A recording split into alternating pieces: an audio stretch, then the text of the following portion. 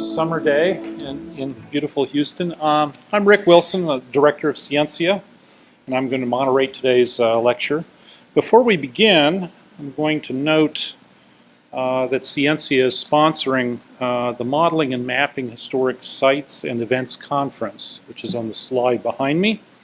The conference is April 8th through 9th. Faris Al-Duday is organizing the conference, and appropriate information is on the screen. You can also find it. It looks very interesting, and everyone is certainly welcome to participate in the conference. The spring 2016, actually the entire academic year's Scientia lectures have been focused on the topic of inequality. And as you know, inequality is a complex issue that touches on differences between groups across social, economic, political, cultural, and technological dimensions, a lot of dimensions. And at the core of inequality, of course, is economic inequality. And we're lucky today to have Dr. Flavio Cunha, an associate professor of economics here at Rice, speaking on the economics of human development. Dr. Cunha received his PhD from the University of Chicago in 2007 and arrived at Rice in 2014. His area of expertise is labor economics with a special emphasis on human capital formation. He's widely published and his work is well recognized, including winning the prestigious Frisch Medal, which is given every 2 years for applied work published in the journal Econometrica. For those of you who aren't economists, the journal Econometrica is a wonderful journal to peruse once in a while. Once in a while. It's fairly complicated sometimes. So it's my great pleasure that I introduce Dr. Flavio Cunha.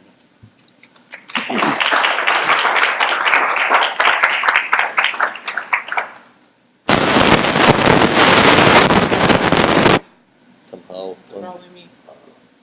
Probably because I'm standing right here. I'm going to turn this off for a second. So thank you.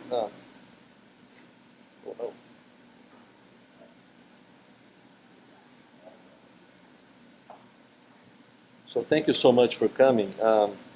What I really, it's an honor to be here, and I've been here at Rice for only a year and a half. Feels like yesterday when we arrived. And I really debated whether I should show you this picture or not, because this year you probably have seen this picture so many times, and this is the dynamics of inequality in the United States in the last 100 years in the United States. It was part of work that Emmanuel Saez and Thomas Piketty published in 2010, and then it shows up again. Thank you so much. It shows up again in the book that Piketty wrote, and it was really a sensation a few years ago. And what you see here is, as a labor economist, I'm going to focus on the top 10%. I'm not going to focus on the top 1%. The top 1% is really, a lot of it is about capital income inequality. This is more about labor income inequality, because almost everyone who is a wage earner, high income wage earner, is going to be among this group. But what you see here, which is very similar to other parts of the Piketty, Saez and Piketty studies, are that early in the 20th century, these guys here had about 45% of the income, that suddenly there is this drop, stays kind of constant for many years, and then suddenly it increases.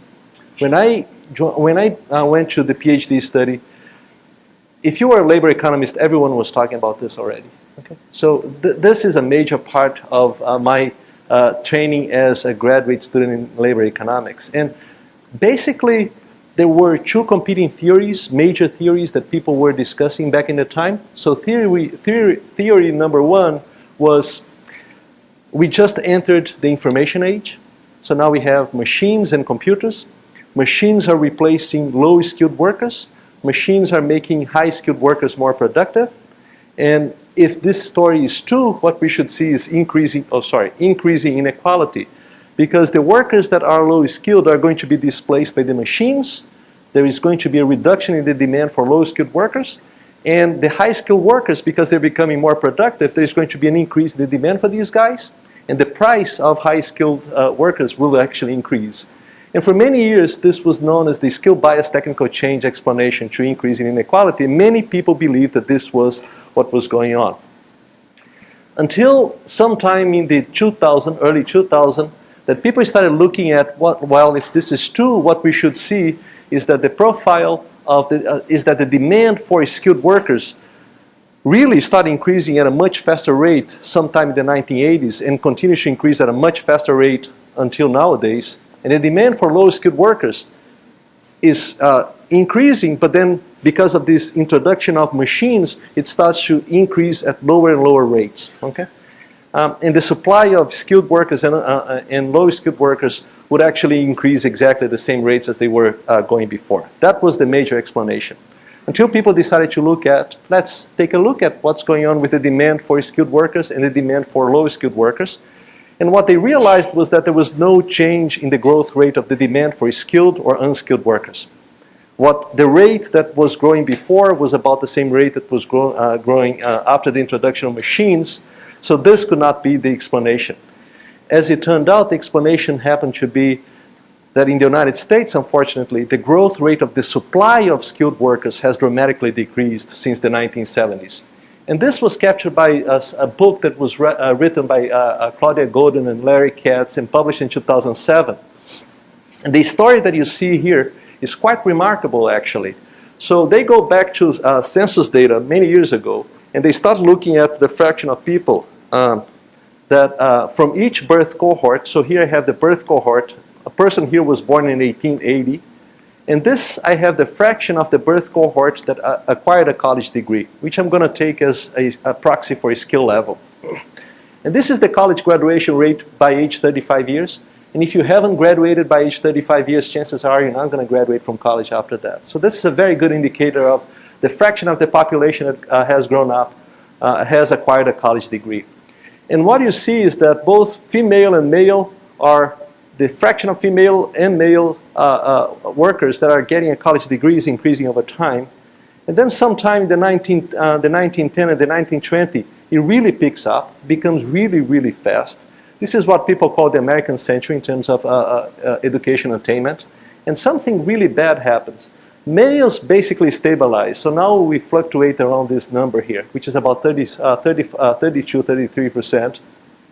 And women, they stabilize for a few years, but then it continues to increase. But if you actually were to plot what would happen with the US supply of skill, if this growth rate were exactly the same as it were from 1910 to 1970s, we should have a number that is close to 60% of the US population having a 4-year college degree. That we are very far from that. Here's the thing that really shocks me. I couldn't believe this graph, and every time that I see it, I'm shocked again. So this is something done by the OECD, involves the richest countries in the world. And what you see here, the black squares are the fraction of the 55 to 64-year-olds that actually have a college degree. And the triangles are in 2009. And the triangles are the fraction of the 25 to 34-year-olds that actually have a college degree. So from 2010 to 2020, these guys here are actually going to retire. They're going to be replaced in the labor force by these guys here who will have, they will be at the highest level of productivity in their lives. Okay? Here is something that is truly shocking. See the United States? The fraction of people that actually have a college degree, 55 to 64-year-old, is exactly the same as 25 to 34-year-old. In that generation here, the US was one of the top 3 in terms of most educated in the world. If you look at the 25 to 34-year-old population, the US doesn't even make it top 10. Here's the worst. If you actually compute now 25 to 34-year-olds nowadays, not so different from the numbers that we see here. Okay? So the US used to lead people in college education. It's not even among the top 10. If you look at Korea, look at the jump from Korea, from about 12% to over 60%. Look at what happened with Japan, less than 30% to almost 60%. Very few countries actually do not experience this growth. One of them is Germany. Another one is Sweden. And another one is Israel, which actually we see a little bit of a worsening. But the US is now, which used to be among the top 1, are now actually close to the OECD average. And if this is the case, what you should see in terms of inequality is exactly what we would expect to see. the US, the demand for skills in the US has been growing at around 3.5% every year. For most of the 20th century, the supply of the skills in the US grew at about 3.5%. In the last 40 years, it has grown at only 2%. So the demand for skill grows at a much faster rate than the supply of skills. And this is what's driving a lot of the income inequality that we see in the US. Okay? So one thing that a lot of people are worried about is how can we actually get people to go to college and graduate from college. These are two very different statements in the US. A very large fraction of the US population, close to 70%, actually go to college. They enroll into college. But conditional on going to college, the chance that they're going to graduate is much smaller. There is some really interesting work by Martha Bailey and Susan Dynarski looking at college graduation as a function of parental income. So what they did is divided families in the US according to the family income. These are the poorest families in the US. These are the richest families in the US. These are two different birth cohorts. And what you see is, yes, the higher the family income, the higher the college graduation. This would point towards a simple solution to this really complicated problem. If you want people to graduate from college, increase family income when children are actually going to college. Turns out that this is the simple explanation that probably will not work. Here's why. This is work that I did over 10 years ago. This really, when I saw this, really crushed my heart. I tried to deny it for many years. So what we did here is actually look at two things. Let's characterize people who are going to college in the US according to the level of skills that they have at age 14, 15, 16, and the family income that they have at the time that they're enrolling into college. So what you see here are three groups of people according to their IQ. This is a test that is very good approximation of the intelligence quotient. So these are the bottom people, these are the middle of the distribution, these are the top of the distribution of IQ. If you look at the black bars, they are the people that have low family income. These are the poorest kids in this data set. These guys here are the richest kids in the data set. This is the lower middle class, this is the upper middle class. And here's what's really shocking about this picture. If I look at individuals, that have a lot of intelligence, the family income is basically uncorrelated with whether they're going to graduate or not. Okay, so if I look at the middle middle level of IQ people, again, largely uncorrelated. There is largely an uncorrelation between graduation from college and family income.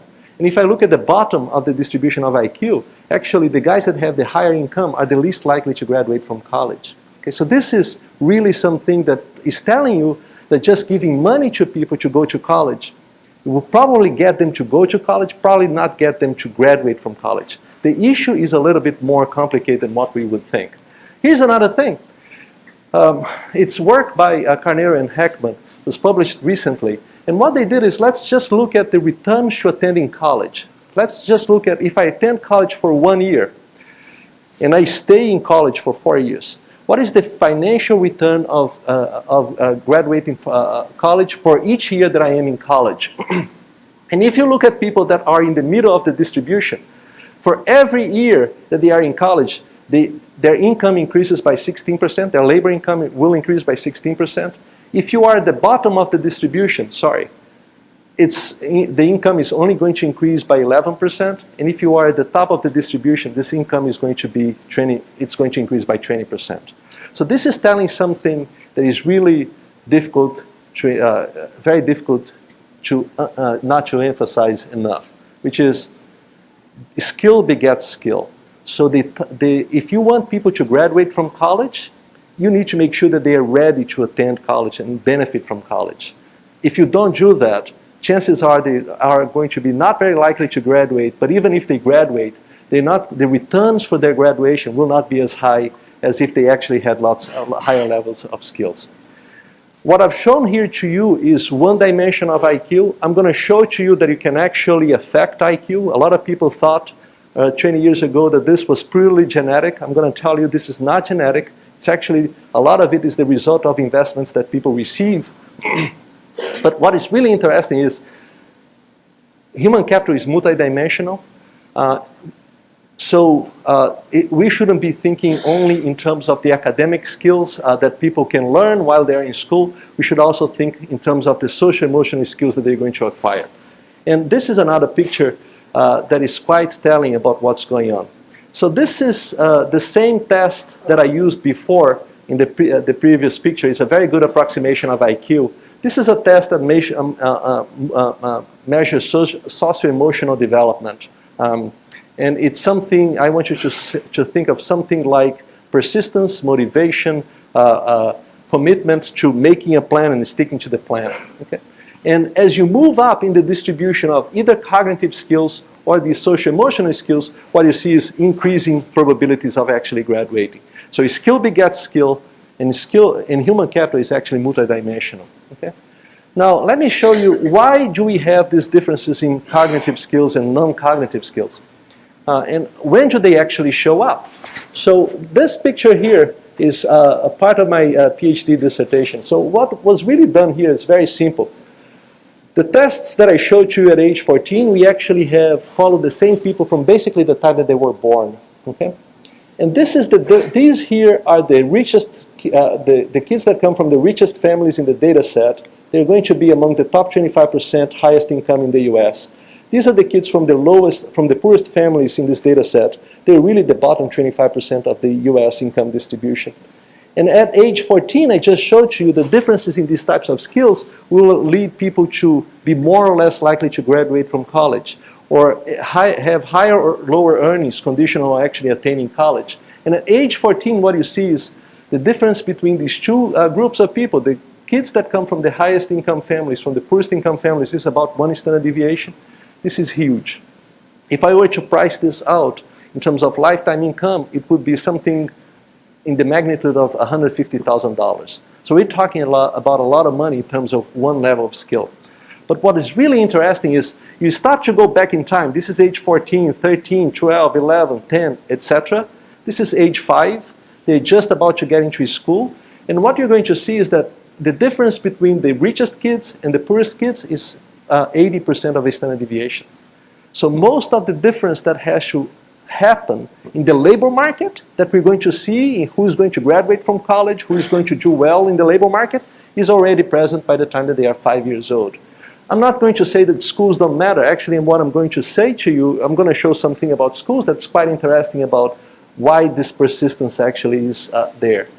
At age 3, you start seeing some convergence, and for many years we didn't know, is this because it's so difficult to measure child development at age 3 that we're not capturing differences in human capital at age 3, or is just really real differences that are not so large? And a lot of work on language development now has shown that yes, it's actually child development is not as unequal when you look at kids who are 1 year old or 2 years old or 3 years old. So there is this opening up of inequality in skills that starts really early on, and then it continues. This inequality continues for many, many years. Okay? I could show you exactly the same thing for social emotional skills. This is one particular one. It's antisocial behavior. It's going to be very predictive of who is going to engage in criminal activities later on in life, especially violent crime. Okay? And again, what you see here is one scoring in which if you're scoring high, you're more likely to be antisocial. You don't want to be antisocial. You really don't want to be antisocial. And what we see here is these are the poorest kids. These are the richest kids. This is the difference in antisocial behavior at age 12. And what you see is parallel paths from age 12 from age 4 all the way to age 12. Okay, so this inequality in human capital is already present. And if I show to you health, it would be the same. If I show to you other dimensions of social emotional skills, it would be the same. For many years, we were trying to understand how this inequality arises, right?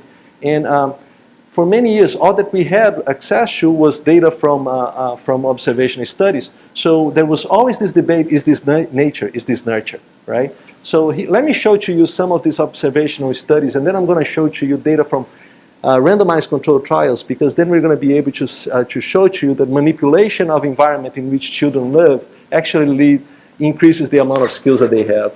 So this is data from Furstenberg and Kernrich, published in 2011 Demography. So what they did is they went to this data set, consumer expenditure survey, and they started looking in this data set. Families actually note down every dollar that they spend. Okay, so if they spend money on books for children, then they write down on the diary books for children. So we know for each family how much money they spent on each good, and we can say, we can assign this as an investment good for the child or not an investment good for the child.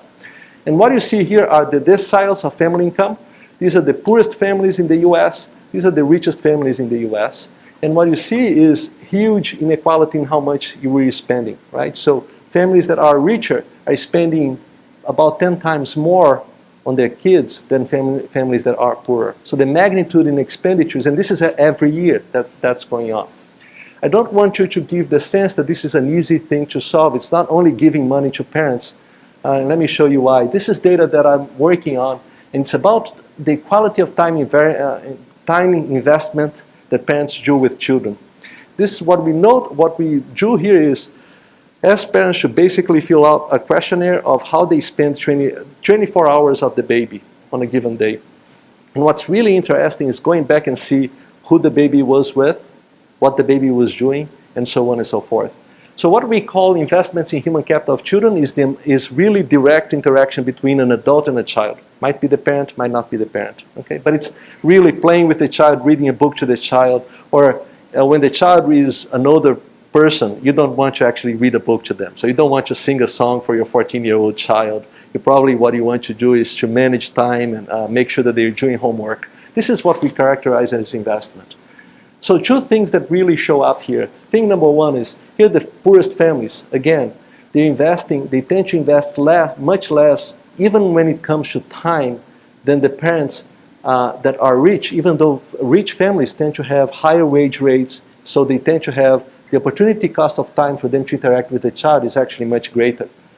Thing number two is, there are some fundamentally interesting families that even though they are really poor, they invest a lot more than families that are much richer. So this is, for example, you get about 20% of the very poor families that invest at least as much as the middle family among the richest families in the US. So it's simply not a story of just giving time, because you have giving money, because you have some really poor families that are investing a lot in these kids. Okay? A lot of my work nowadays is trying to understand what the constraints that these parents face.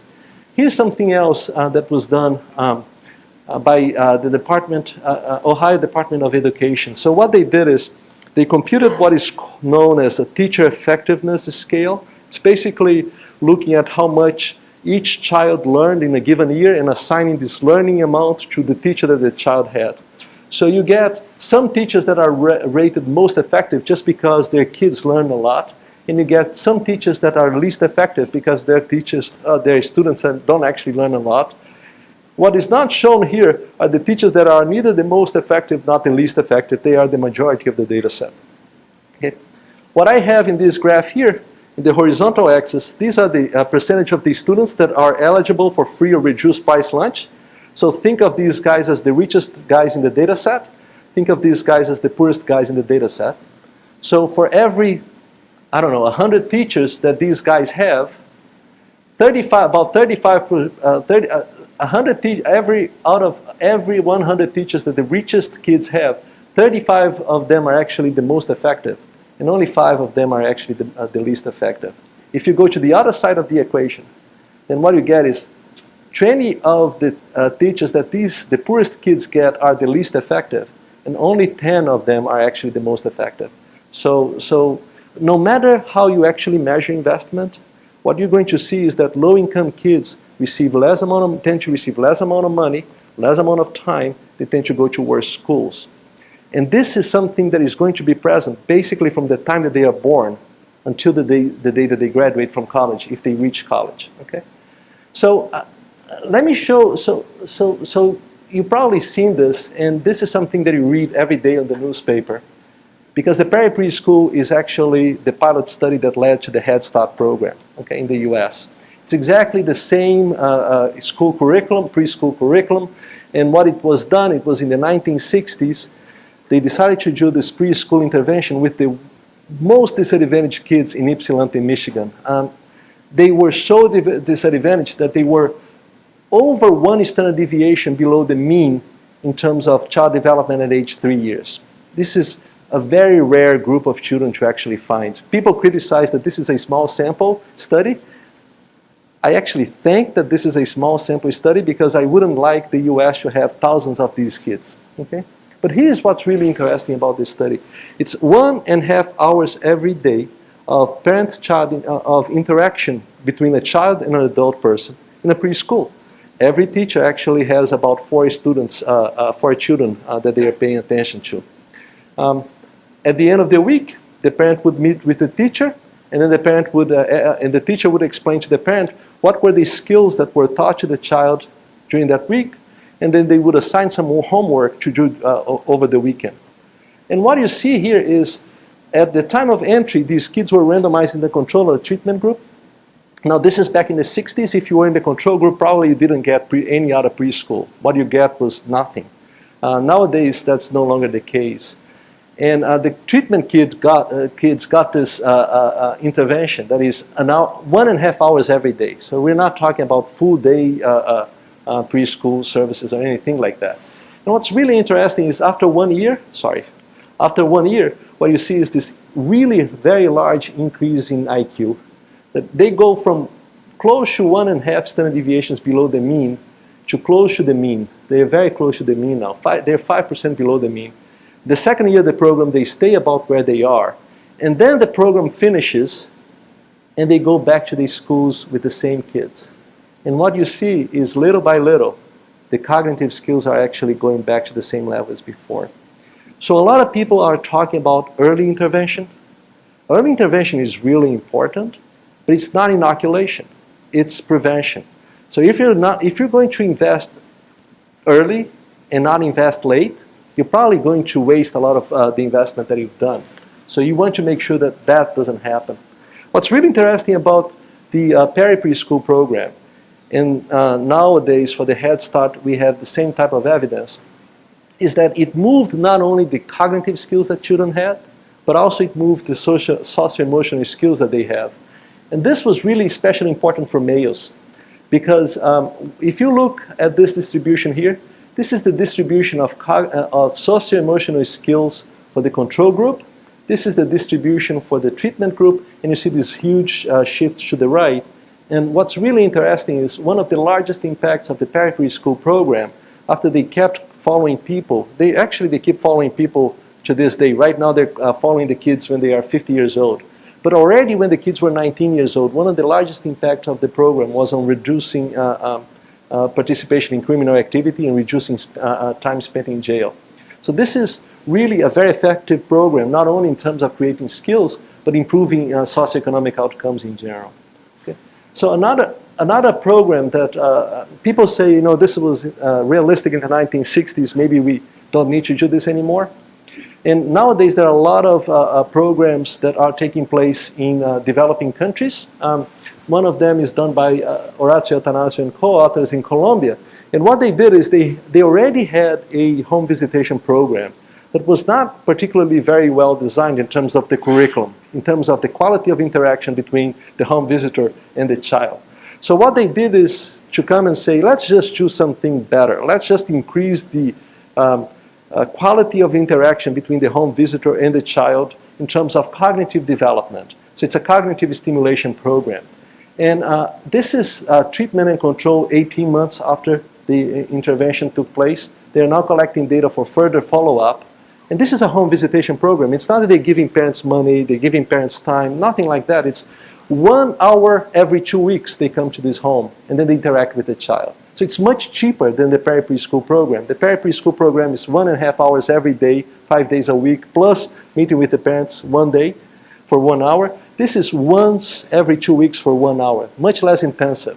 And what you see here again is this movement in cognitive skills. So we improved the child's cognitive skills through this intervention that's basically working with the parent, teaching the parent how to interact with the child. The same thing is going to happen, by the way, with socio-emotional skills. This is really hard to see, but I actually have two curves here, I promise. One for the treatment group, which is this one here, the other one for the control group. What's driving this? What's driving this is the quality of the home environment that these children are experiencing. Okay, so this is the data that they collect in terms of material investments. These are really very young children. So in terms of material investments, this is the fascinating part of the intervention, because what they did was not to tell the parents you need to buy cars or painting material or anything for your child. What the home visitors did was to arrive at home and see the materials that the parents had at home, and from there either build a toy with the parent for the parents to actually practice with the child, or to tell them how they can actually use material that they had at home already that could be readily used for them to do something with the child.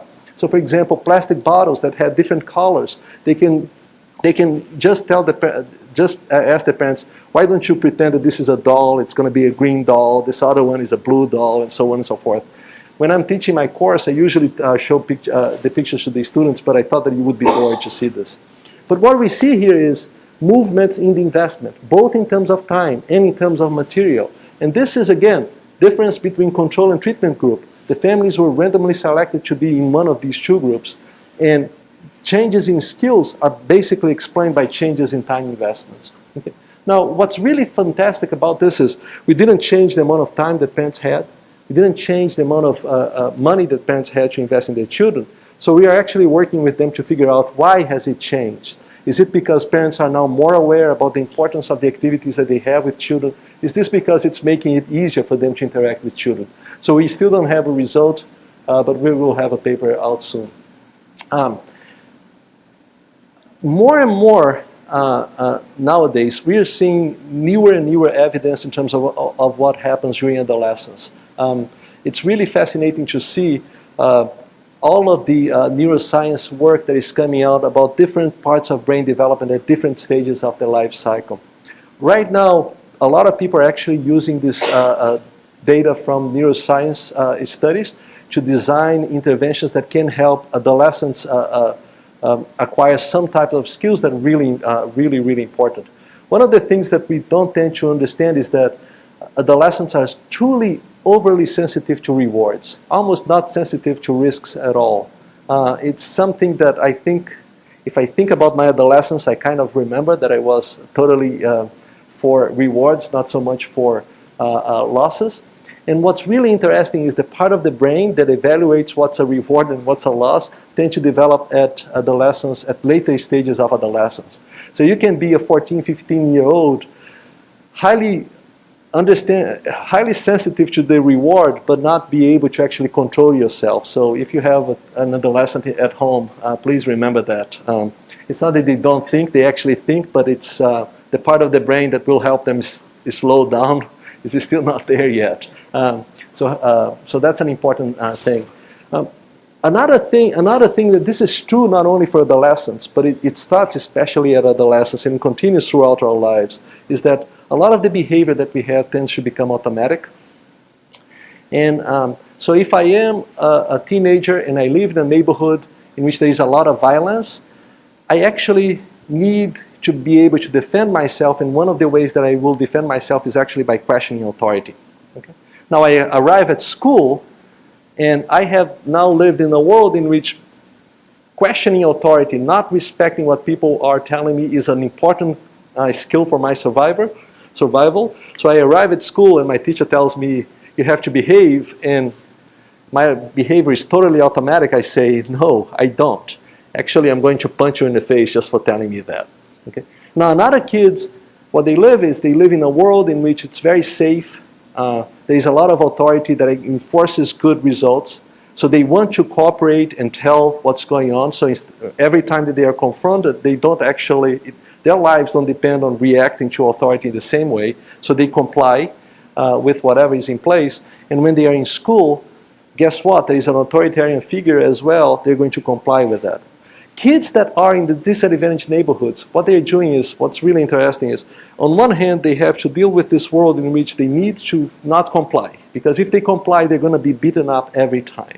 And when they come to school, they actually need to comply, because if they don't comply, they're going to be expelled, they're going to be have all types of behavioral problems. And the way psychologists think about this, and we have much better psychologists in the room, is by actually telling them, think before acting. Seems like a very sensible way to do things, and actually they are. Right now we have there are two sets of studies thinking about the development of self-control and reduction of automacity. We have very short, there are very short follow-up in terms of evaluation. So the evaluations out there is like 1 year after the end of the program. They seem to work very well for adolescents. We don't know yet about long-term results.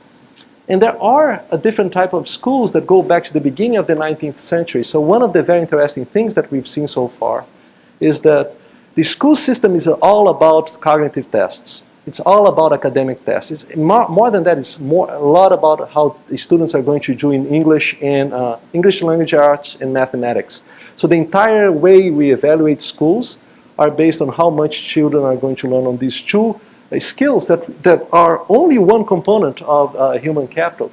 Expeditionary learning schools are schools in which children tend to learn not only academic skills, but also a lot of different types of academic skills. So I carry this in my pocket every time because people might ask me. So here are things that actually shows up in an expeditionary learning school grade report that is sent to the parent. The first one is performance on academic skills, English, math, history, geography, etc. Another one is a student's sense of justice.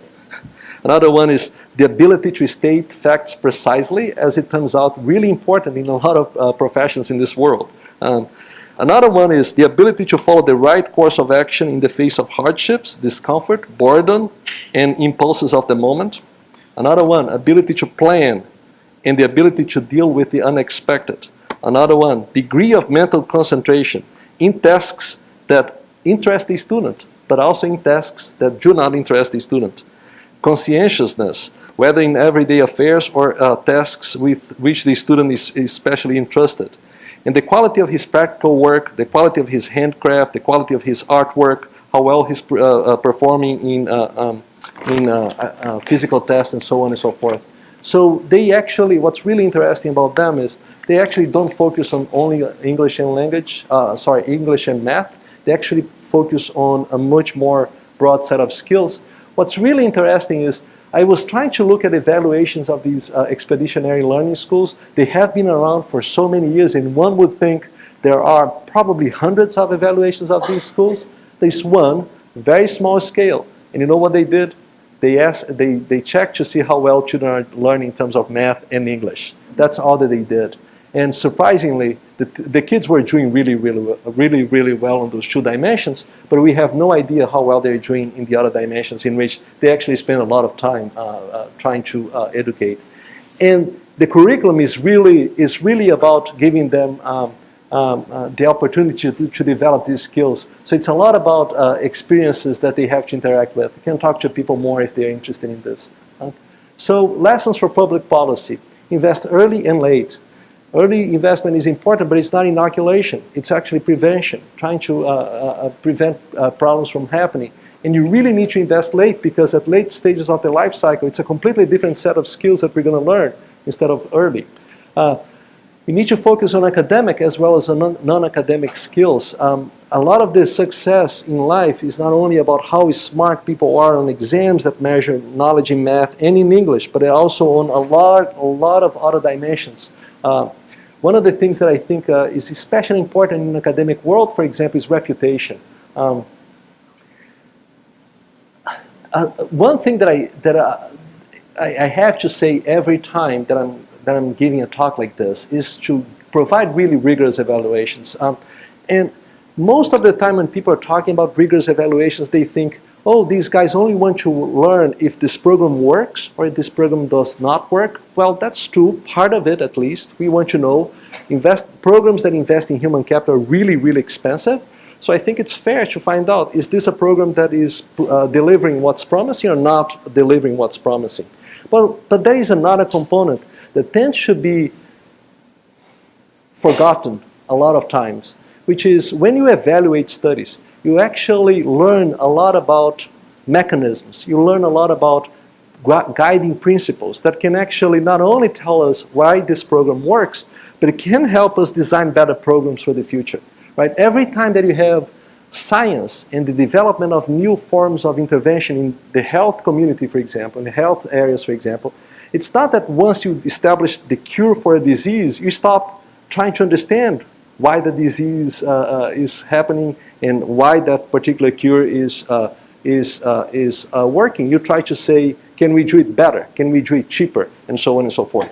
This is a very important part of social science studies these days. And this is where it is because of these interventions that we will be able to move away from questions of, is this genes, or is this environment, is this nature or nurture? And the one thing that is really my passion, and I bug Antonio every day about this, is funding alternative mechanisms to fund programs on human capital formation. And the reason is very clear. First, I'm from Brazil. There's no country in the world that is more broke than Brazil right now. Second is, the US is not too much better, unfortunately. So I did a rough calculation. Let's say that we're going to have all kids that are in poverty right now in the US. That's about 16 million kids. And we're going to give all of them early head start from age 0 to age 4. And then we're going to give them really very good schools from age 5 to age 18. How much would it cost? So one of the things that is really difficult is charter schools don't actually say how much it costs for them to actually deliver the type of education that they do. On one hand, they receive less money from public sources, but on the other hand, they receive a lot of private donations as well. And the private donations are not a small fraction of the amount of money that they have. So for example, for at least one group of schools that had to document to IRS how much donations they were receiving about $6,000 per kid per year. So it was a lot of money. So I started making up some numbers, and I thought, well, I'm not going to give you one number. I'm going to give you like a lower range and an upper range. And if we were to do this for 16 million kids in the US, from basically age 0 to age 18, that would cost at least $50 billion, at most $120 billion per year. And the problem is, if you look at the education part of the budget is $70 billion. So we're looking at least doubling, close to doubling the education budget. I don't think that we actually will have the money to do this. And we need to find really alternative mechanisms to be able to fund this. Even if we increase taxes, I think it's going to be very hard. Summary, skill begets skill. So if you really want to decrease inequality, this is going to be a huge problem in the future. I don't see any reason for us to become more optimistic in the next 10 to 20 years. But you can start, if you want to do this, you have to start early and continue. Human capital is multidimensional. Schools should not be focused only on English and mathematics. Inequality in human capital is going to always start early on, so everything that we can do to prevent this inequality from opening up at early years is going to be really very, very important. Inequality in human capital is primarily driven by inequality in investment. So the kids are from different socioeconomic backgrounds are receiving very different amounts of time and money. And even when you condition on the amount of time, and you look at the quality of words that they are listening to from an adult person within the space of an hour or 10 minutes is very different. And new research shows that there are some interventions that can work, but some of them are going to be expensive, so we need to find the resources for them to fund them. And other ones, they have been implemented at a very small scale. This is especially true for the types of interventions that are done with adolescent students at this time. There were interventions that were done in the 1990s. They failed tremendously. Part of the reason why they failed is because they really tried to develop parts of skills that are very difficult to change once the kids are already at adolescent years. So in my course, I try to link human capital not to inequality, but primarily to long-run economic growth. And the reason is, it's really, if we think that inequality is, investing in human capital is important because of inequality concerns, then investing in human capital is even more important because of long-run economic growth, right? So the basic models of long-run economic growth, the best ones that we have so far, are the ones in which really it's about ideas. ideas that generate new technologies, that make us far more productive.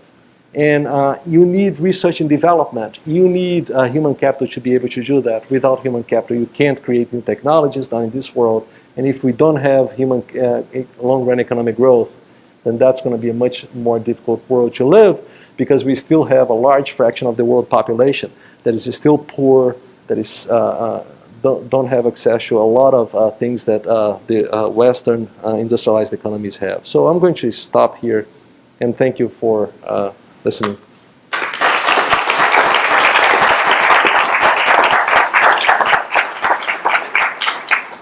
We have some time for questions, if anyone has any. Bring the mic around.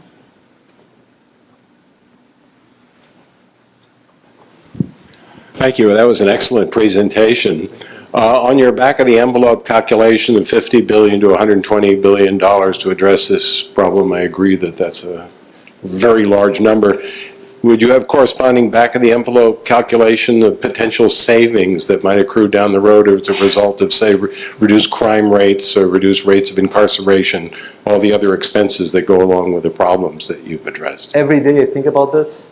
Every single day. It's probably the first thing that I think, and probably the last thing I think. What did you think this morning?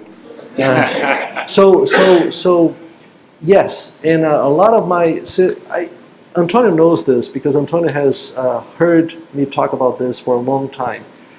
One of the things that really is interesting is, if you look at investments in human capital, they generate cost savings to the society at large.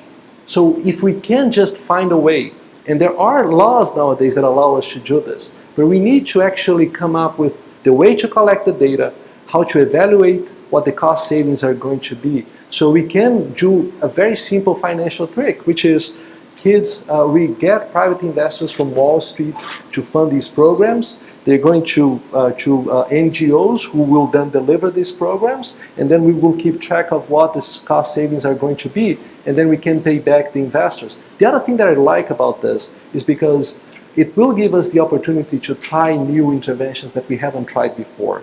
That given what we know so far, the promise is that they will be even more effective. But we don't know because we don't actually have the money to even try them at a small scale. Yes, so yes, I mean, I see the opportunity. You know, what's really frustrating, it's like I see you, but there is this huge glass that prevents me from touching you, and I'm trying, and I can't. But I think it's going to happen. I think that I can see this happening, right? I mean, please don't tell me that it will not happen, because I probably commit suicide, and that's not a good thing.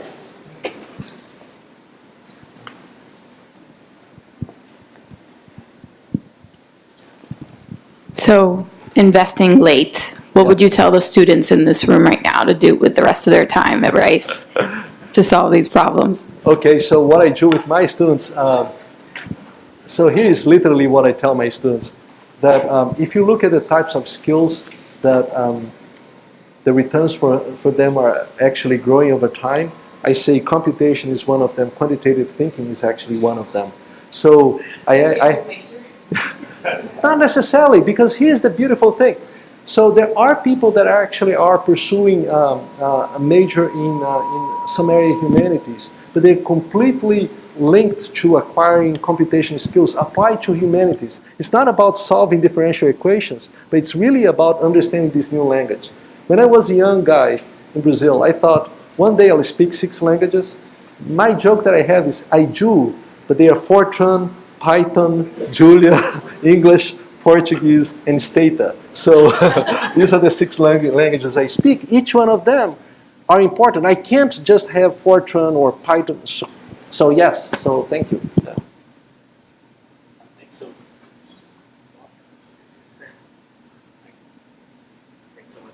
Professor, can you talk a little bit about what interventions we would put in place when students are at college? So if we have we have a growing proportion of low-income students who are pursuing college and who then drop out, which is how we get this 9% rate for lowest income quintile. So what would you suggest we do there, and is there research on what works there? So there are a few things that people are trying. Thank you for the question, because actually we're trying something here in Houston pretty soon. So we have a partnership now with the Houston Food Bank and 2 community colleges here, Lone Star and San Jacinto. And the idea is that actually trying to see if you can design interventions that are that are known as conditional transfers. And here's the thing is, if you do this behavior, I'll give you money. We are trying to do this with food because it's scalable. We don't know, we are in a very early stages. There are people here who know a lot about this. There are people here that are actually doing this every day of their lives now. That's one. Second one is, there are a lot of colleges that are investing in programs that are trying to teach first-generation students, for example, how to succeed in college. One of the things that really fascinated me was when I went to study a master's degree, and I really understood that the peers I had in class, how much smarter, much more smarter than me that they were. And what was really nice was they were very generous to me. They taught me how to actually succeed in the master's. I don't think I would be able to do this. In a large college, many students may feel isolated unless they have that kind of support. And learning how to do well, learning how to study in a college is itself a very important skill for college. So many interventions now are really trying to see creating support groups. But more than support group is not only telling you're going to succeed, just keep trying hard. It's actually telling them, here's how you actually do well in the course. And that seems to be really important. But then again, it requires them to have some previous knowledge. What has not worked, on the other hand, is if you get someone to college that they don't know calculus, and you now try to teach them calculus when they are at college, these remediation courses, they don't seem to have a lot of impact on college graduation. And again, this confirms the view that skill begets skill. If you haven't reached that certain level of skill, it's going to be much harder for you to continue accumulating new skills.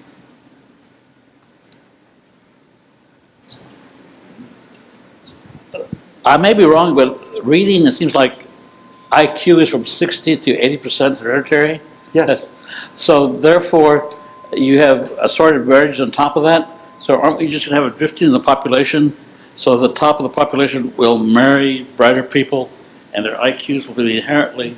It could be that you have marital rates that are reinforcing this thing. But what I showed you is if I actually randomly select a group of people, and I give them an intervention, and I change the amount of investments that they receive at home, their IQ also changes. So it's not only a story of genes, it's actually a story of investments as well. But you only have 20 to 40% to work with. You have 60%. I don't know if we have that. So so we can go on and on about this. Because so a lot of these studies that claim that this is the inheritability, what they're really looking at is 2 things. Number one is twin data sets. Number 2, assuming that there is no interaction between the environment and the gene. Because if there is environment between the environment and the gene, that calculation doesn't apply anymore. So I think that only looking at the twin data is not the way to understand how much of this is inheritable and how much of this is not inheritable. I think that the way to think about this is to do randomized controlled trials. You randomly move part of the population, you give them a lot more investment, and then you see how much of the cognitive skills are going to change. And then you see what's going to change with the skills of the children of the guys in the treatment group versus in the control group. But we are very far away from doing this just because it's so expensive. I mean, the peri-preschool program, they are following people now that they are 50 years old. They actually have data on the skills of the children and the grandchildren of the. So presumably it could be done. My sense is that the sample size there is really very small, and I would be surprised if we saw any difference in IQ between control and treatment group, because we don't actually see, even for the people who were in the treatment group to begin with. So, yeah.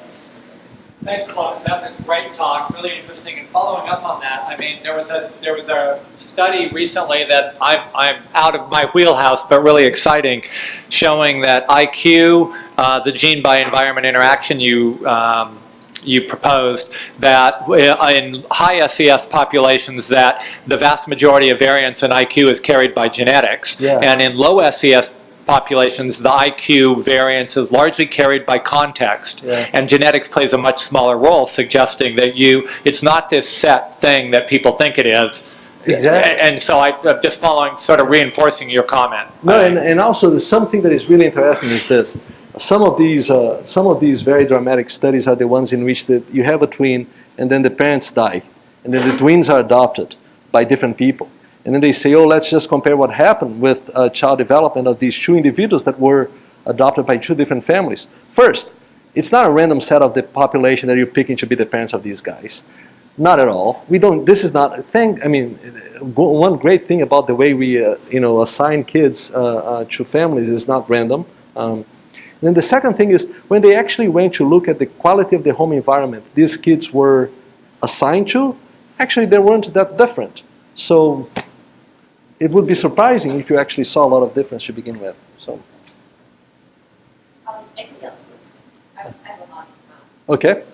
So I'm really interested in school readiness and the Yes. things that happen in early childhood education. Yeah. So thinking about the beginning of your very preschool grade, Yeah. right, and how it levels off. And so one of your comments is we need to think about later investments. Yes. And presumably a lot of that happens in school. Yes.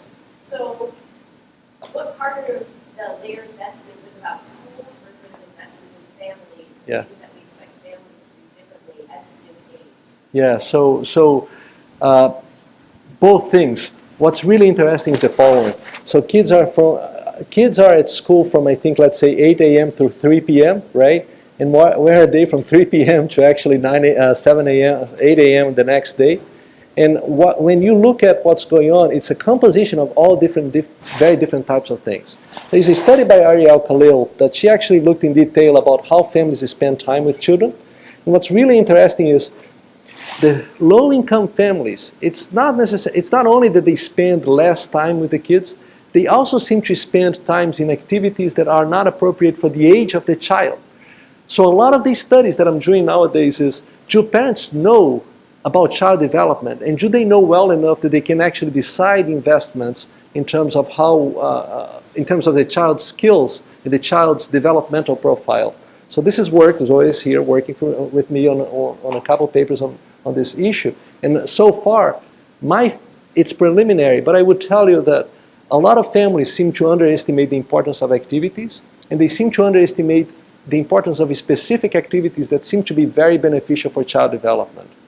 But going from this to interventions seems to be really a challenge, right? So a lot of these studies one of the important reasons why I started this study is because there's this huge literature on home visitation in the U.S. And to my surprise, there were no papers in economics explaining why we needed home visitation programs. So I started thinking down of a theory, which led me to asking these questions. But here's the literature in psychology, developmental psychology. There's very little demand for home visitation programs. So on one hand, I'm finding that parents don't seem to know that well. Other people are finding the same. By the way, this is stuff that psychologists have been talking about for at least 1960s, right? Even before 1957, I think. And on the other hand, when you actually try to get parents into programs that will benefit them, they don't want it. They actually run away from it. I mean, it's really interesting to see that demand for these types of programs very, very low. So we don't know. Yeah. So I'll just mention on the whole, how much of the, how much is determined by genes and how much is determined by environment, or as Dave would say, context. There's a whole series of really powerful animal studies that indicate, so when we do animal studies, because we can sort of control the genetics of the mouse model, and I'm not saying that children are the same thing as rodents, although every now and then I've said to my children, you little rat. But there's a whole series of very powerful animal studies that indicate, for example, that if you expose a series of mice to lead, and then you put some of those mice in an enriched environment and some of those mice in a depauperate environment, the mice who are put in the enriched environment can mitigate in a very powerful way against the lead exposure, which we know is a known neurotoxicant.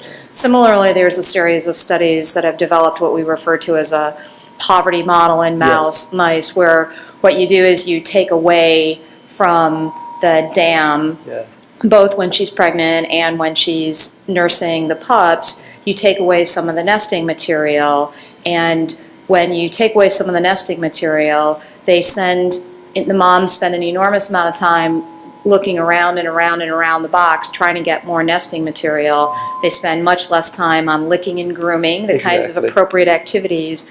And there are profound epigenetic changes that are induced in the pups that make them more anxious, make them more Exactly. aggressive, create a whole series of behavioral components. And I guess the one of the things that I've learned in looking at these animal studies, and in fact some animal studies that I've been part of, not as the animal itself, but is that we've had a real tendency in the human literature to focus on IQ and cognition.